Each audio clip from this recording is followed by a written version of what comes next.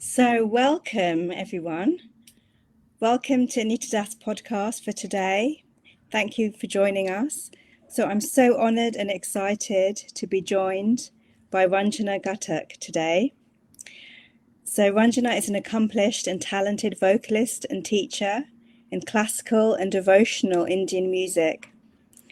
She produced her solo album in 2020 and has performed internationally. She sang at the opening ceremony of the Commonwealth Games in July 2022 and recently performed on BBC Sunday Morning Live. Ranjana has also launched a vocal membership program teaching North Indian vocal music, where you have the opportunity to be part of her community. So today she's here to talk to us about unlocking the power of the voice through singing. So welcome, Anjana. It's so wonderful to have you here today. Thank you. Thank you for having me. So, my first question, I'm sure all viewers will be wanting to know this, is if you could just share a bit more about how your journey started with singing and how you knew this was your path. So I was very lucky to be born into a family of musicians. My parents are, they actually met through music, and my mum spotted that I had an interest in singing. I was actually very quiet as a child, but I always loved singing. And she felt that I had some kind of ability to, that she saw something in me. So she put me in for classes when I was about 4. I was born and raised in London, and at that time there weren't any master musicians of the Indian classical tradition. But luckily there were community musicians, and so I started learning with well, she was like an aunt to me, but Tripti Das, she's passed away now, and she had studied classical music, so she was my first route into the tradition.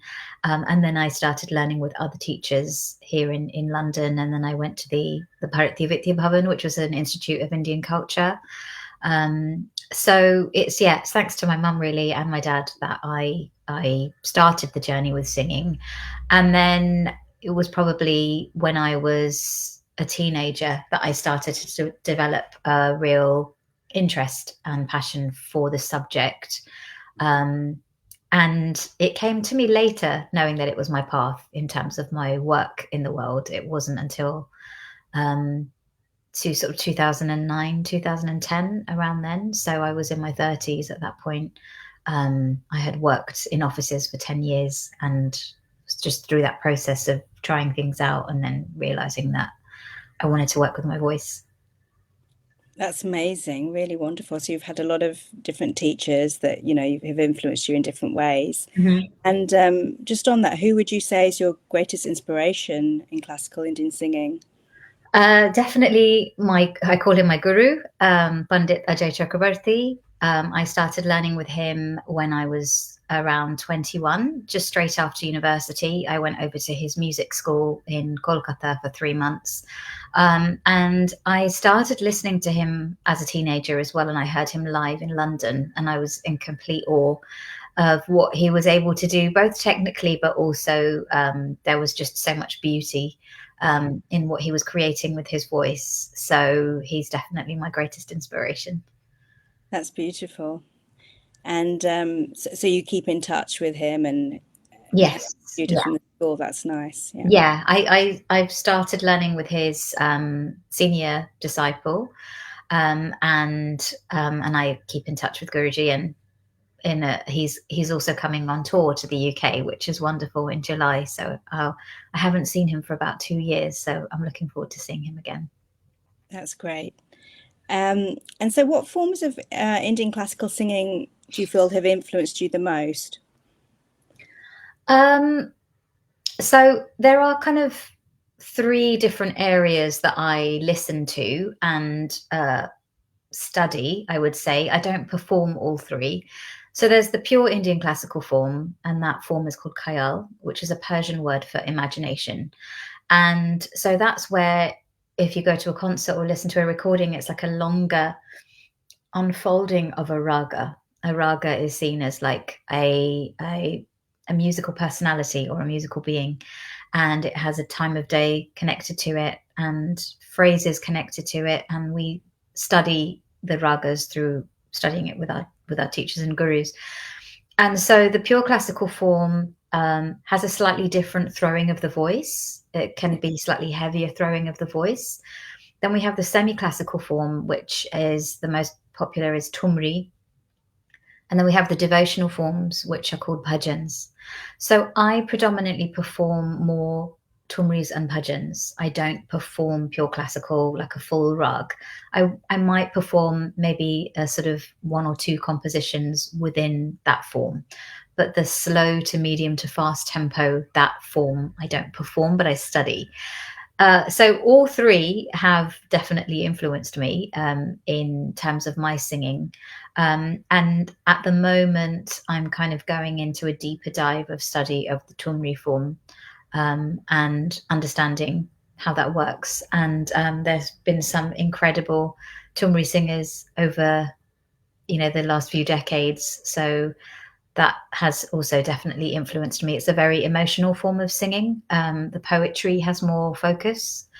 And there's exploration of the phrases of the raga as well. There's less rules, I would say, in terms of pure classical music.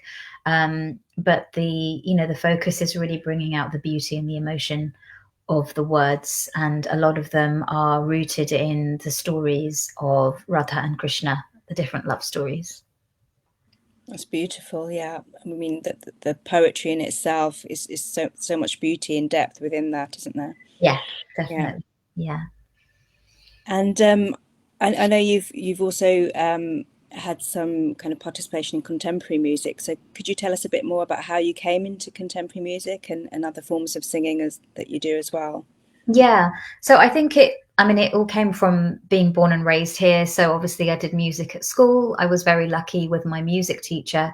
He was actually one of the main reasons why I took Indian music further. He encouraged me to bring my Indian music into the school, and did music GCSE and used Indian music for my composition work and for my performance work.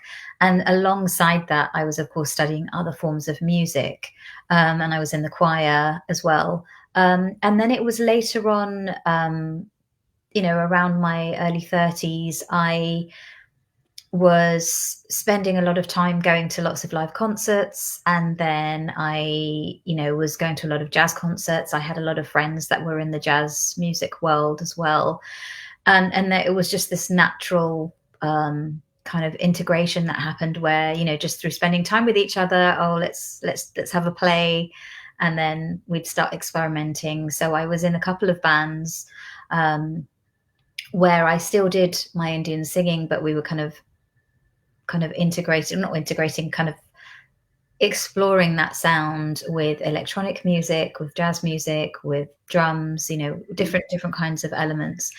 And then that continued. I worked with Liran Donin, who was my producer for my last album, and he has a background in improvisatory music, jazz music. And so that was a sort of exploration of what my voice could sound like in these different worlds, because I felt very comfortable kind of merging and jumping in between worlds, as it were, through having so many cultures around me, as well as going to India and feeling very connected to my roots there too. Mm-hmm. And your focus has always been on singing, or do you also play instruments too? Singing has been the main focus. I play the harmonium as well, and the tanpura, which I use for my practice. I've started to learn the tabla very, very slowly, but that's more for my own internal development as a musician. Mm-hmm, mm-hmm. Brilliant. Yeah. And so that's fantastic as a background into how you came into singing, and the influence of contemporary music, and exposure to different types of music, as you mentioned. So now we're just going to turn a bit more onto the title about unlocking the power of your voice. So how do you feel, or how do you sense that singing can unlock the power of your voice? And are you able just to share some examples of this in practice? Yeah. So I think, using our voice is something that we're all learning to do across our life, and I think some people are more connected to their voices than others. And I think there are so many benefits and areas that kind of sprout out of singing. So I think using our voice, in one, it connects us to our voice, particularly if we're not used to using our voice, or speaking up. It has one of the key exercises that I teach, and that is a core part of Indian music, or particularly in the classical and devotional tradition, is to sing long notes.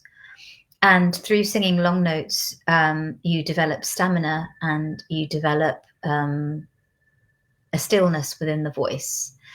And we don't really hear singing a sustained long note in so many other forms of music, but it's such a core part of this practice. And I find, through doing it myself and through my witnessing my students go through this practice as well, that it really develops a sense of calm to the system. It's very kind of, I feel, I'm not an expert on this, but I do feel it's very regulating to be able to do that as well. And through small and regular practice of this, you develop this strength and stamina in your voice that in turn also gives you confidence. So this is just one of many practices that I do to develop the culture of my voice. And so I think these exercises develop confidence, I would say, and then in turn connect to an internal power.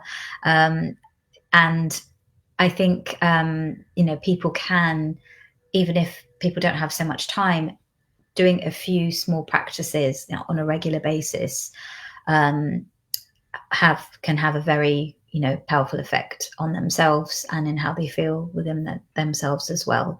It's very nuanced. There's so many elements to it, and it's not just one thing. Of course, working with the voice, there's a lot of internal work that's also required, I think, to be able to feel comfortable using your voice. If you're going to go down the sort of understanding of the voice from a healing angle. Mm-hmm.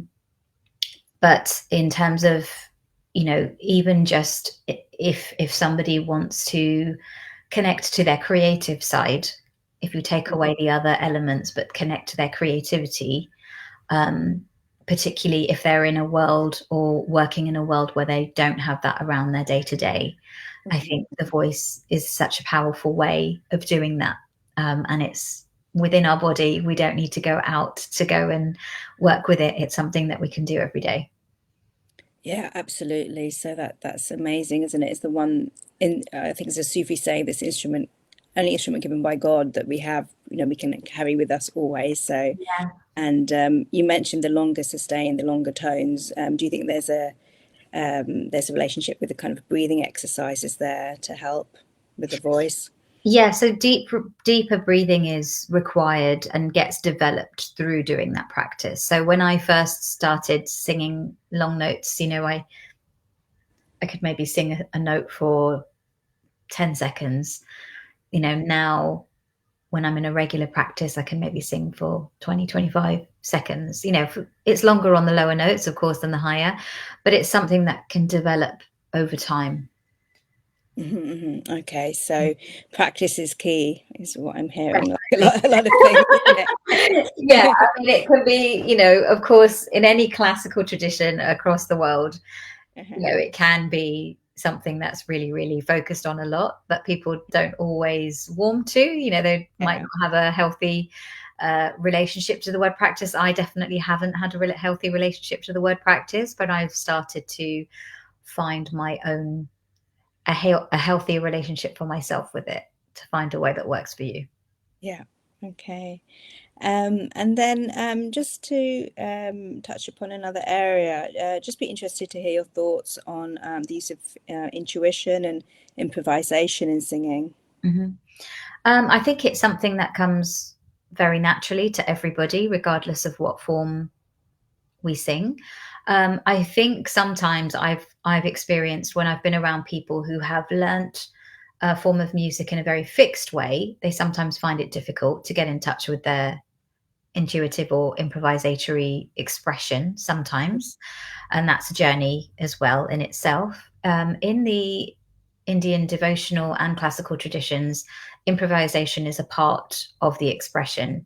And how I've understood it to be is that it's best to understand the form of a composition, understand the raga or understand the melodies really, really well. And once you have that in your system, then the improvisatory expression starts to come naturally because you have a sense of where the voice can move.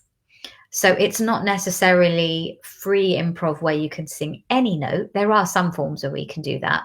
But in raga music, you're still keeping to a certain set of notes or a certain way, the phrases of the notes, they are moving in a particular way. But through that regular singing of the phrases and listening to the phrases, then you'll start to naturally be able to improvise within those and improvise with the words too. And I think it's a very important part of music in general. And I think the more that we understand the placements of the notes, which is something that I teach and that I study myself through, again, exercises of just really knowing the placements of the notes, the more that we have that in the system, I find that it becomes easier to improvise and connect to our intuition because we have we have a sense of where our voice is moving.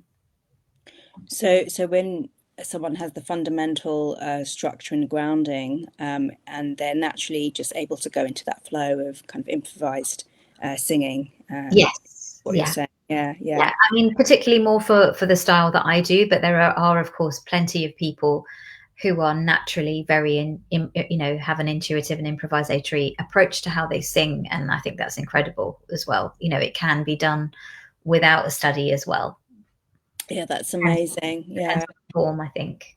Yeah. I asked that because I teach sound healing with the voice practitioner courses, and there we very much focus on kind of the intention and the frequency, intention behind the frequency that we're giving for healing. And there is kind of a sense of intuition. So it's really interesting to hear kind of, a bit more about the improvisation. So thank you. Yeah. And then just kind of looking at from a broader perspective, how do you see singing evolving just over time in the UK and abroad? I know there's, various influences, trends and things. So do you have a sense of where it's going at the moment, or if there's any, particular influences you want to refer to? I mean, it's difficult to say for the whole, I can only speak from like you said, from my angle, I guess. I think we're going in a positive direction, in the sense that I think there is this genuine desire to learn from each other and to understand each other, and this kind of shared vision. And so, it's been going, sort of started probably more so from the 60s onwards, but this sort of different cultures living in different places, through that, then we get to learn about different types of music. So I notice, even say within my student base or people that come to see my concerts, it's a very mixed audience. It's not only Indian people, it's mixed in terms of heritage. And also what I think is wonderful is there are a lot of second and third generation Indians, British Indians or British Asians also coming to see my concerts because it's something that they want to connect to in terms of their heritage and culture. So I see that in terms of singing that, people are wanting to learn different types of singing that are from different parts of the world or different styles. I see in India, when I go there or when I speak to my friends there, a lot of my friends are classical singers there, and they also sing other styles. One thing that I think is really wonderful, one of the many things that is so incredible about Guruji, Pandit Ajay Chakrabarti, is he has a very open-minded approach to singing. So he sings the pure classical form as well as devotional, Bengali, these other forms of Indian music. And he encourages his students to do that too, as long as it's at a good standard. You know, he keeps the standards very high for his students in a good way. And so I've seen some of his students also sing, you know, old pop songs, or, you know, rock songs, or you know, other forms from the Western world. So I think that's a wonderful thing. It doesn't necessarily mean that you have to perform everything, but just to have that open-minded approach to what we do sing. And you know, I've taken part in courses and creative leadership courses and things over here in the UK, and through that you get to learn so many different styles, and improvise and connect your voice in different ways. And I think having that approach is very supportive to the world that we live in, particularly in the world we live in. I think we need to have more of that um, approach of holding hands rather than being separate. And at the same time, there is also, I think, which goes across time, this desire to go into a deeper form of study, whatever form that it is that you're doing. So I think it's both. I think there are people that are really going into a lot of depth with what they're studying, and at the same time, I also see a lot of people branching out and opening up their worlds to different forms, which I think hopefully will have a cumulative and positive effect on the world around us. So obviously you have the focus of people coming for you know, concerts or performances where, you know, where the focus is singing, but there's also where it's as an accompaniment, so maybe singing alongside, associated with dancing, or maybe other instruments, Mm-hmm. you know, just kind of different combinations. What are your thoughts on that? Is that something that you also do or interested in? As in singing as accompaniment, you mean? Yeah. I have done a lot of dance projects. I've always loved to dance. I never studied it myself. Well, that's a lie. I did do ballet for many years, from like the age of 4 to 14. So it was actually quite a long time that I studied ballet. And I did actually really enjoy it. Um, so I have accompanied for Odissi dance, which is a temple dance from India, very, very beautiful. And I have done some accompaniment with Ghatak. I haven't done so much recently. I think I've been more interested in studying the forms that I mentioned earlier and expressing that. So, but there's definitely so much to learn from doing both. Yeah, no, absolutely. Yeah, no, that's interesting. Mhm. Um, okay, so we'll just move on now, just to discuss a bit more about the benefits. What do you see as the main benefits of singing, for individuals, for groups of people, and also just the wider community kind of coming together and singing? You know, also creating a sense of harmony. Um, in those kind of three categories, what do you sense are the main benefits that people can get from either, you know, coming to it without having any former, you know, training, and just starting the process, starting their journey in singing? I think for an individual, there are many benefits. I think it also depends on why you're coming to it. So some people come to music, to singing, as it's something that they want to develop in their own musicianship and perform, and others go to it from a place of connecting to their creativity and their well-being, and they don't have that other element to it. I think when you know, some of the many benefits I find with my singing, um, is a sense of well-being, definitely, a sense of peace. There is definitely a lot of frustration that comes with it too, because when you're studying anything, I think it would be wrong for me not to talk about that side too. But I think that comes with anything that we're learning in depth. But through those frustrations, we unlock a deeper capacity for growth. And of course, through the practice, as an individual, we're connecting to our voice, we're developing our voice, we're strengthening our voice.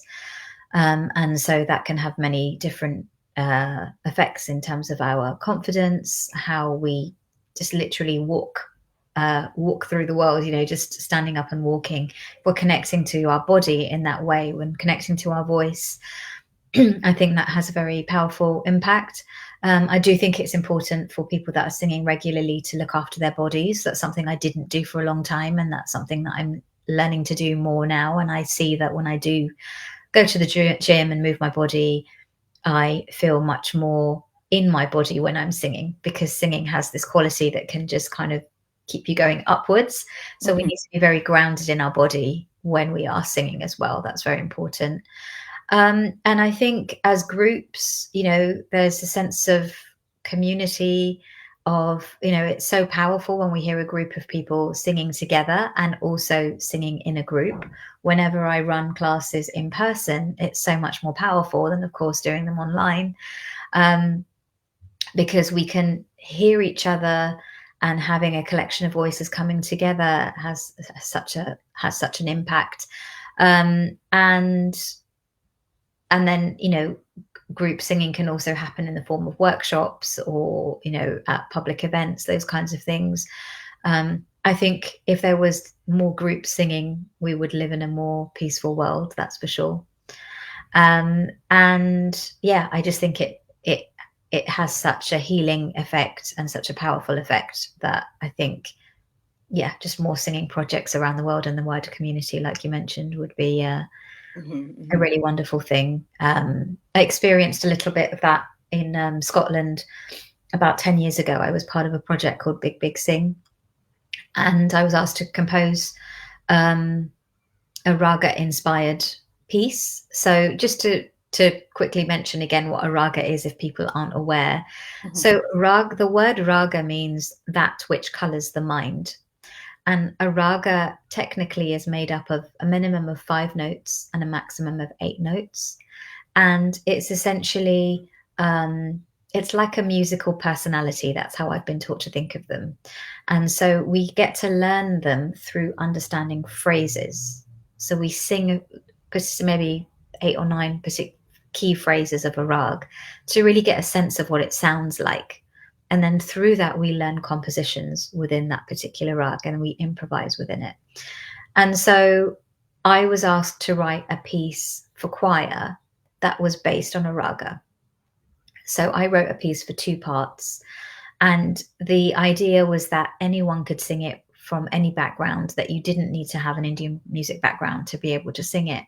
So what was wonderful is then I saw this large choir sing this composition, and they felt so happy singing it, and then I went and led workshops around the UK to large groups of people, and there was just such an openness to sing it, and I could see through all of the different pieces that everybody was singing from around the world, that there was such a positive effect. So I think, group singing is a really wonderful thing.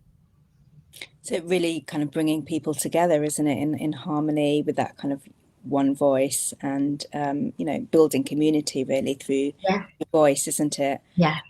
So that's really amazing. Mm-hmm. And so you mentioned the ragas, the North Indian vocal tradition. There's some differences there between the South Indian, isn't there? Have you touched upon the Carnatic or the South Indian vocal at all, or I haven't studied it a lot, a little bit, as in I've understood the very basic differences. So we have the same notes and we say the same note names. There might be slight difference in the pronunciation.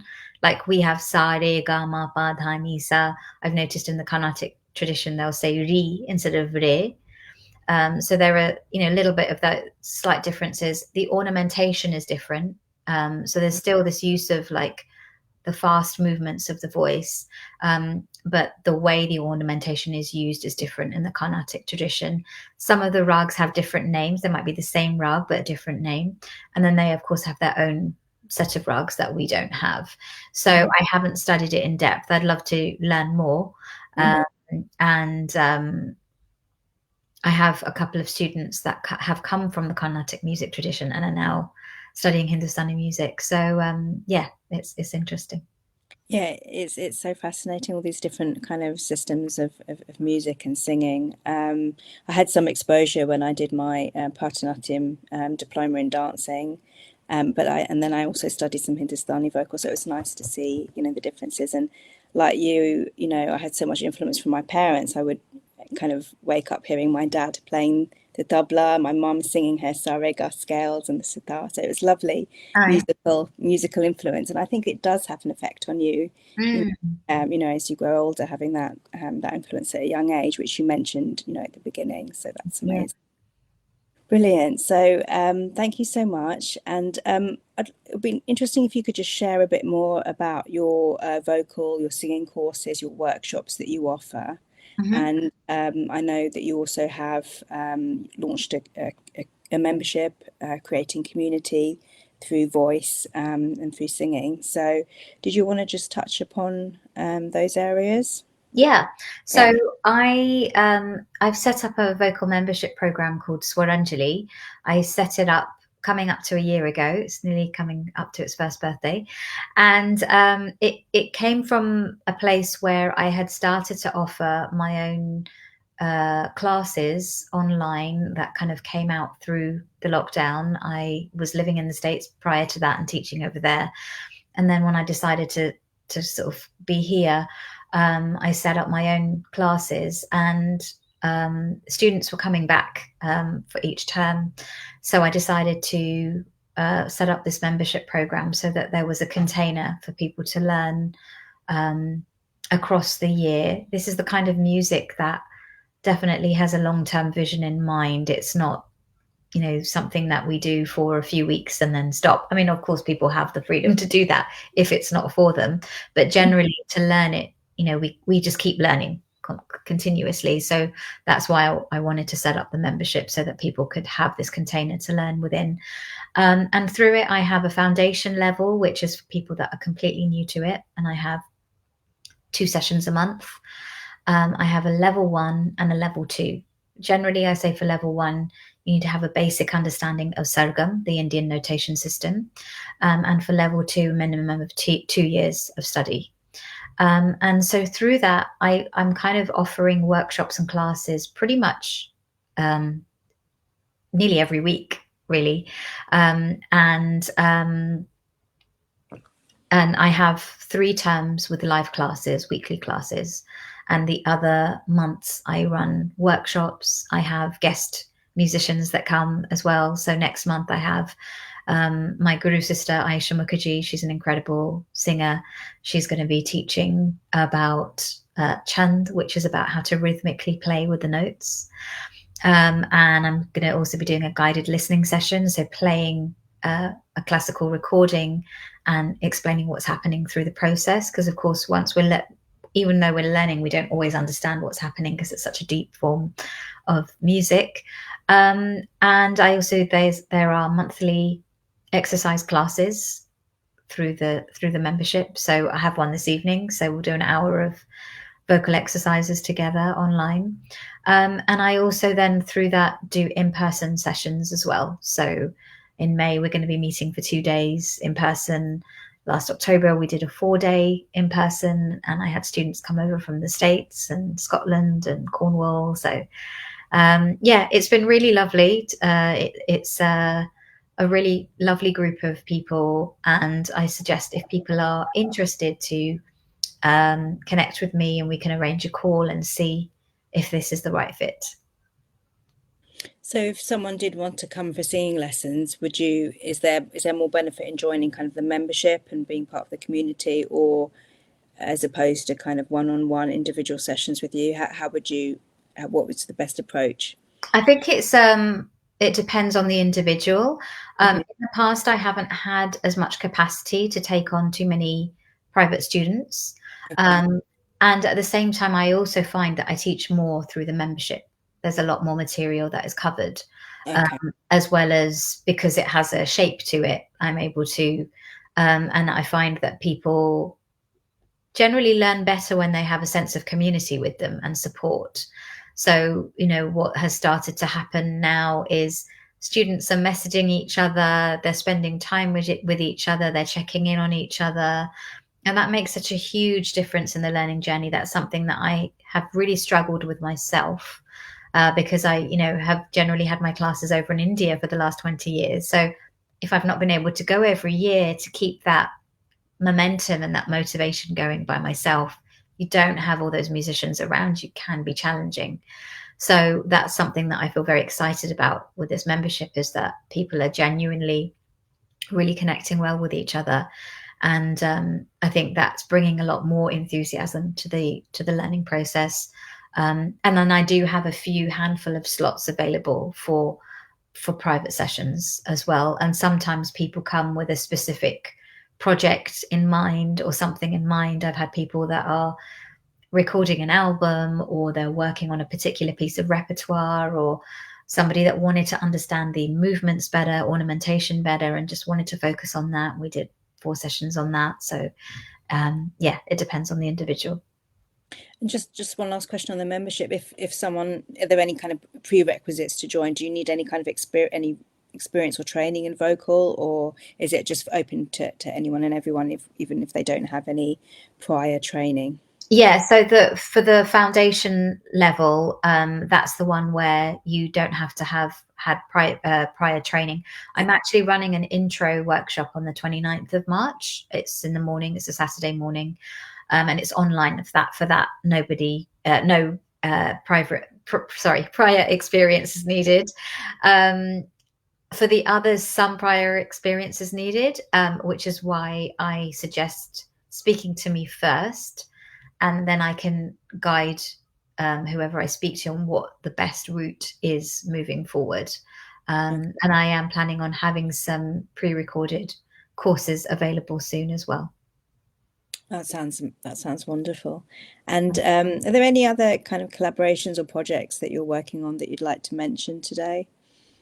Yeah, so I have 2 performance projects that I'm working on. One is a solo project, which is based on tumris and devotional compositions, and that's with esraj, which is a bowed stringed instrument similar to a sarangi. It was very popular in Bengal. I discovered that my grand uncle used to play it and sing as well. So the esraj, the tabla, harmonium, and the harp. And I also discovered that the harp was also played in India. Um, yeah, as an ancient instrument, but I don't know why it stopped being played. But it was more similar to if you've seen a Burmese harp, it's a smaller harp. Mhm. It's not like the larger classical harps that we see here. Yeah. But it was used in India, and I did a residency in 2022 and worked with a folk harp musician, and it felt very natural to sing with her. Um, Mhm. so now I'm working with this incredible harpist called Céline Saout. She's from France, and she's a classical harpist, and she also is an improviser. And so we're doing a project together with those instruments. So I should have some dates to announce for later in the year on that. And I also have a duo with a folk singer called Iona Lane. I met her on that same residency. We have an EP out, and we're starting to perform more together. So yeah. Amazing. I've seen there's a lot of interest now in kind of harp music, and I also have used harp for my gong sound bath meditations, and I've come across Burmese harp, and it's such a Mm, beautiful sounds that that come from the harp. yeah, Yeah. definitely. And so is there anything else that you want to mention in terms of projects, or those are the key focus for the moment? I think those are the main ones. I Yeah. think in terms of if anyone's interested in learning, then come to the workshop on the 29th. That would be a good one to come to. Okay. So we will be putting details of how you can get in touch with Ranjana and all her links, accompanying the video. So we're coming kind of towards the end of our time together. Mhm. Is there, what would you say is your key message that you'd like to leave with our viewers today? Um, I would say that if you're curious to sing more and connect with your voice, then do it. That's my main message, really. I think to just really harness the power of music in general through listening to more music and connecting with your voice or learning an instrument, you know, whichever one feels the most natural to you. I think we live in a time of so much distraction and so much noise, social media, TV, all of the things that I've been attempting to spend less time on. And I think creating more space for something creative and using your hands or using your voice can just have such a powerful effect on ourselves and in turn the world around us. Absolutely. And you mentioned connecting with, our voice. What is the best way that you recommend people to do that? It can be simply like on a very, very simple level, just start singing along to things. You know, if you're listening to something on the radio or if there's a song you like, just start with singing along to something and see how that feels. And then if there's a style or if there's something that you're interested in or drawn to, then, you know, you can then look at, of course, going for having lessons or, you know, joining a choir. You know, there's so many different ways that we could connect with our voice in a way that feels meaningful to us. Mm-hmm. And maybe perhaps if people, aren't open to singing, maybe they can try humming. I know there's a lot of, Mm. sometimes, I do it when I'm not even aware that I'm doing it, Yeah, humming, and it's kind of bringing us in a state of harmony and balance. So, definitely. would you recommend that too for those that? Yeah, definitely. Humming's great. Yeah. Any way of just, you know, regularly connecting with the voice, I think is a really good thing. Yeah. So it's a kind of authentic expression of ourselves, isn't it? Really, of Yes. within our sound, it's almost our sound, our sonic energetic signature of who we are, and the first thing that we came in was with our voice. So Mhm, yeah, so to connect in that way, as Ranjana was saying, would be really, really good idea, really useful for everybody. mhm. Yeah. Okay, so thank you so much. Pleasure. Is there anything else that you wish to say? No, I think that's it. Thank you for having me, and it's lovely to speak to you and your audience. No, thank you for coming. And would actually would absolutely love it if you could perhaps end just with sharing a snippet of your favorite song. And before we do so, I'll just share that when I first heard Ranjana sing, I was absolutely speechless. It's Oh, beautiful voice, angelic voice coming, and thank it you. really, really did take my breath away. So Oh, wow. When was that? oh, it's a long time ago, but I've been, listening since. So, Oh, actually, wow. just on that, I know you've produced, your solo album. Do you have any thoughts for releasing any more?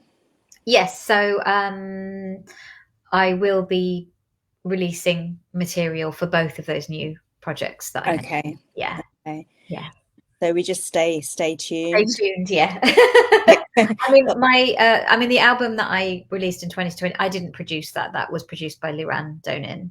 And then since then, two other EPs have been released. One is a EP with a composer in Los Angeles called Juhi Bansal, and that's called Women's Stories.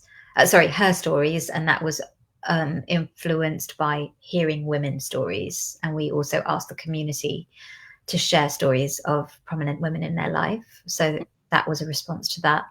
And then the EP with Iona Lane called Cove, that was released the summer of 23. So mhm. I will have new material coming out soon. Okay, okay. So another question's actually just come to me. You mentioned before about the importance of looking after yourself and your voice, obviously, Mhm. your singing, and the importance of grounding. Can you share like what are your practices for grounding? How do you do that for yourself? I think simple things like just making sure that I go for a walk in the day. Um, I currently live by myself and I work a lot from home unless I'm out performing. So I can very easily just stay indoors and Yeah. never leave. So, so just going for walks, and I've joined the gym as well. So that's made a huge difference in just being able to sit for longer when I actually practice as well. My body feels like it has the strength to do that. So because it, you know, requires strength to just sit, you know. Yeah. So I remember hearing gamers would, you know, work out a lot because they need to sit for so many hours a day. So it's the same thing with musicians. So Yeah, yeah, and it is much easier to go out for walks in nature when, you know, when it's the sun shining outside. And I yeah, know people have like grounding mats and all different approaches and practices, but there's nothing like just going for a walk in the park, yeah, connecting with the trees, and yeah, so that's wonderful. So we're just sharing kind of other important practices that go along with the voice. yeah. Brilliant. Okay, so are you happy just to share? You know, Yeah. you don't need like an instrument. You're happy with what you have available. I'm using I just have a tanpura on my phone, like a drone. Okay, So I'll sing a short a shanti mantra, a peace prayer.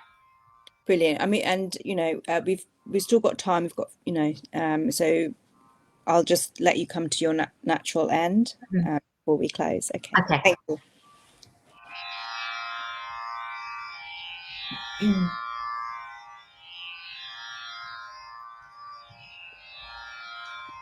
ॐ सर्वे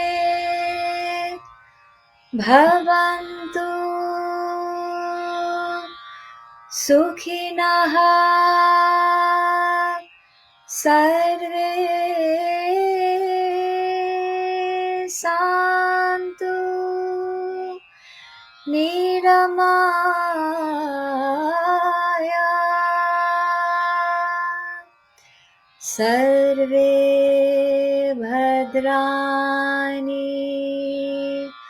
पश्यन्तु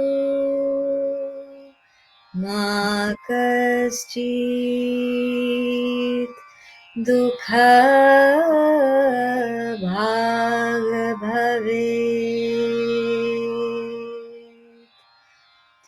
ॐ शान्तिः ॐ शान्तिः ॐ शान्ति।